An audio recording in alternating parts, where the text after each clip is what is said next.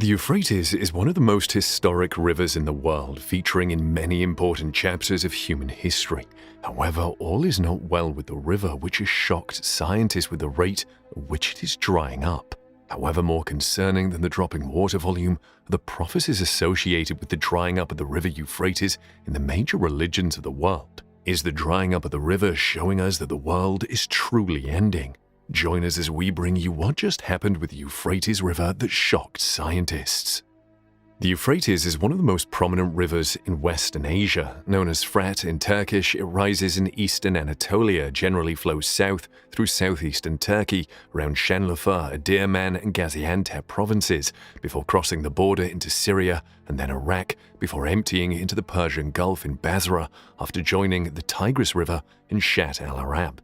The Euphrates' total length is approximately 2,800 kilometers or 1,740 miles, with 971 kilometers or 603 miles in Turkey. The Euphrates River has two headwaters, the Karasu and Murad rivers, which join somewhere near the Keban district of Elazığ province, where stands the Keban Dam, one of Turkey's largest. Karakaya is another significant dam on the river. The river Euphrates has been a hub of human activities for thousands of years. The Euphrates River flows through the center of Babylon. Seasonal flooding was mitigated by steep embankments on both sides. The Tigris, Iraq's other great river, flowed just north of the metropolis, joined to the Euphrates by a latticework of waterways that irrigated the land, creating an agricultural bounty and contributing to Babylon's unparalleled wealth. It was nearby that King Hammurabi codified one of the world's earliest legal systems 3,770 years ago, erected massive walls, built opulent temples, and united all of Mesopotamia, the land between the rivers. In 597 BC, Nebuchadnezzar II, arguably the city's most powerful ruler, conquered Jerusalem and marched the Jews into captivity, giving rise to the 137th Psalm verse made into the popular song by the rivers of Babylon. He also designed the Hanging Gardens, which were regarded as one of the seven wonders of the ancient world due to their tiered, lavishly watered terraces. There is no other city that approaches Babylon in magnificence, the Greek historian Herodotus proclaimed. Looking at the current state of the river today, it might be hard to believe, but this stretch of the river was once a showcase of water management in Babylon. Marching through the country of Babylon, Cyrus the Great and his army came to the canals which were cut between the Tigris and the Euphrates in order to circulate the latter's waters, which would otherwise drown all the adjacent country when the snows melt upon the Armenian mountains. Great canals as large as rivers ran parallel with the Tigris and Euphrates, and scores of others intersected the valley connecting the two streams. There was hardly a corner of the entire country that was not well watered. The canals also served as waterways for crop transportation. The river also served as a route for religious warriors who spread Islam throughout the Middle East. In AD 656, Ali ibn Abi Talib, the Prophet Muhammad's son-in-law, relocated the capital of his caliphate from Medina to Kufa on the Euphrates south of Babylon. Kufa's fertile fields of wheat, date palms, rice, and other crops stretched for miles from both banks. The Euphrates has been at the heart of many Iraqi cities' identities for millennia, right up to our modern times. Take Fallujah, for example. The city's strategic location on the river drew a slew of invaders, from the Persians to the Romans, who attacked Fallujah in the 3rd century AD.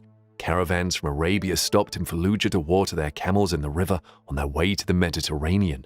Uday and Qusay Hussein, the Iraqi dictator's sons, built villas near the Euphrates and created an artificial lake using the river water. Saddam Hussein built one of his 81 palaces in Iraq overlooking the Euphrates in Fallujah in 1995. However, the news from experts about the river is dire. The Euphrates and Tigris rivers in Iraq will run dry within 2 decades unless action is taken, according to a report by the country's water ministry. The bad news is that these two rivers provide up to 98% of Iraq's surface water supply. In fact, Iraq could become a land without rivers as soon as 2040. But what exactly is the problem with the Euphrates River causing it to dry up? It is very complex, but climate change, conflict, and indiscriminate dam construction in neighboring countries have all contributed to a water crisis that threatens the livelihoods of millions in the region.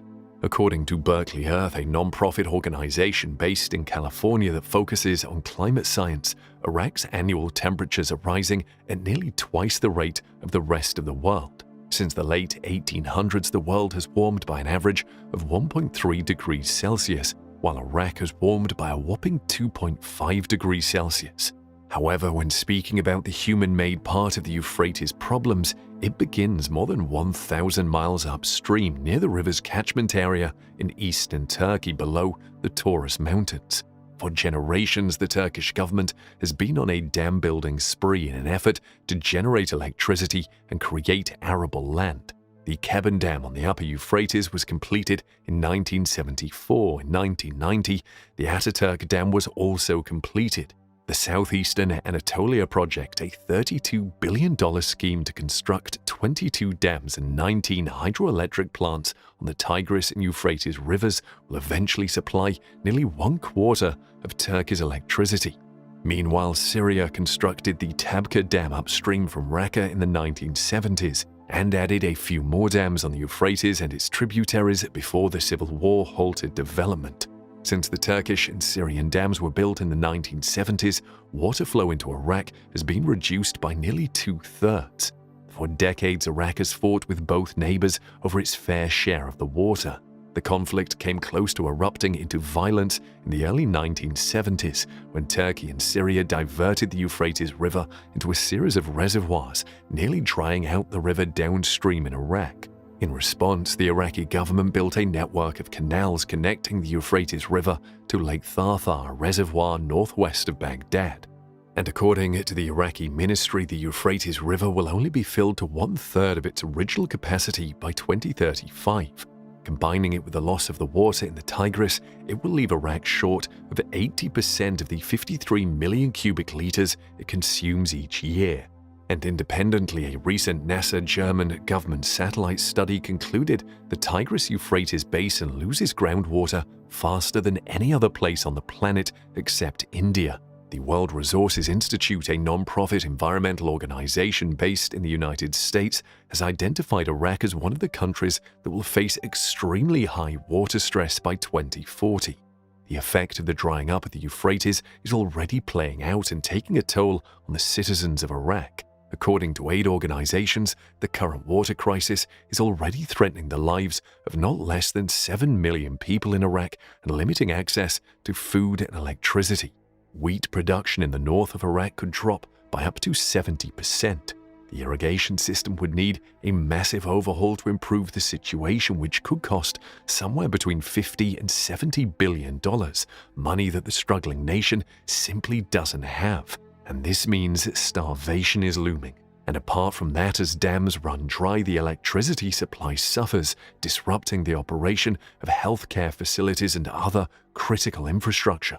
The drying waters of the river Euphrates, however, have had an unintended consequence: archaeological discoveries.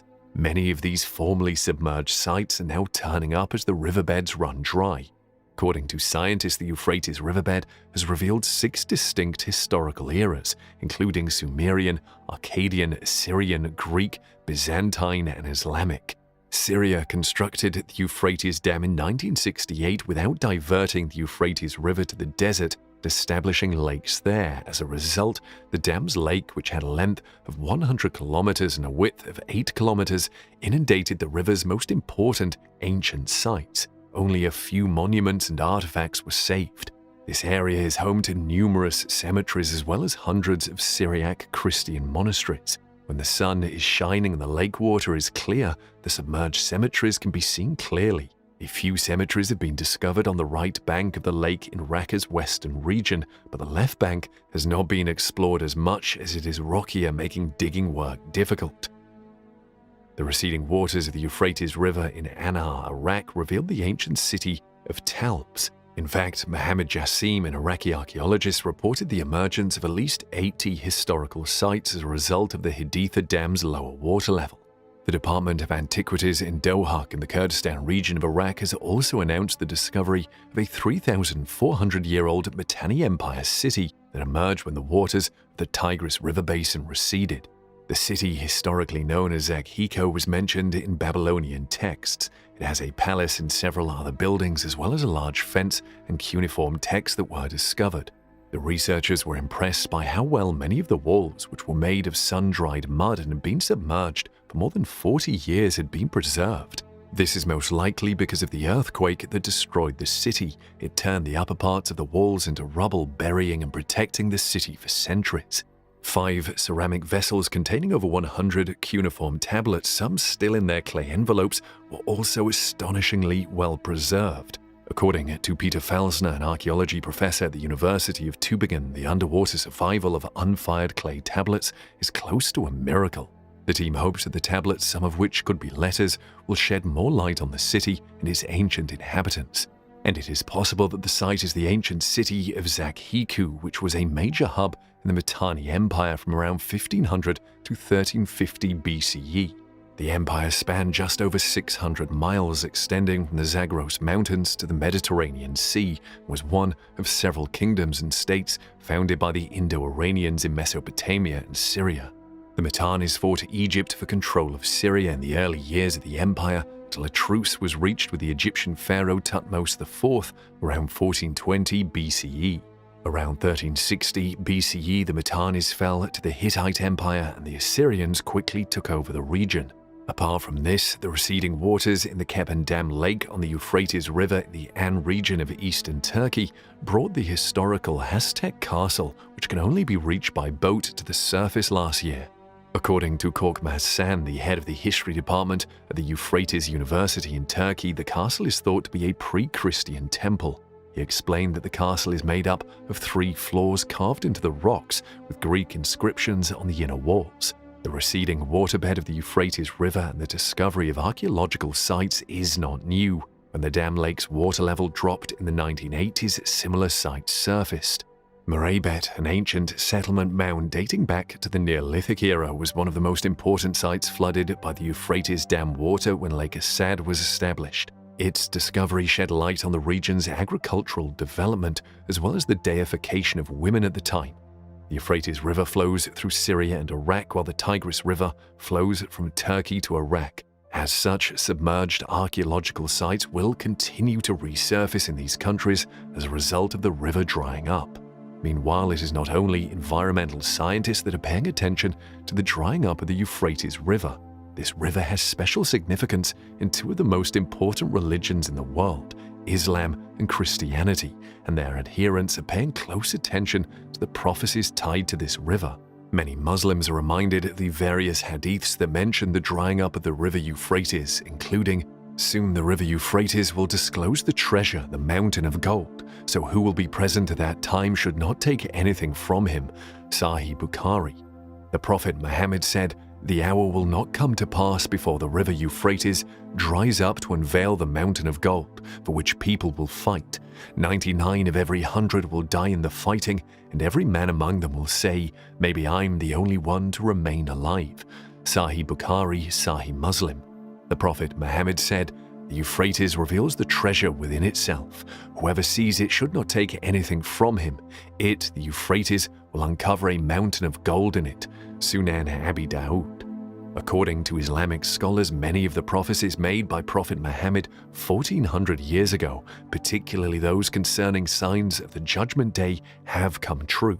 However, a prophecy concerning the drying of the Euphrates River and gold mining has yet to come true.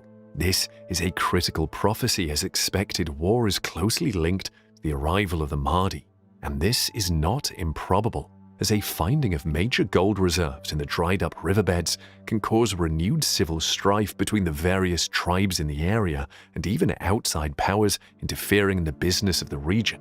As such, many Muslims are closely watching the fate of the river Euphrates. However, they have a strict warning from the Prophet not to pursue the gold. However, there have been other interpretations of these Euphrates River prophecies. According to scholars, they might imply a period when the water of the Euphrates will be very valuable, like gold, metaphorically. The revenues to be obtained from the dams on the Euphrates might be indicated with the word gold. Furthermore, large gold and petroleum deposits may be discovered underground after the Euphrates water is drained. And what is more, such valuable elements can be discovered after land subsidence.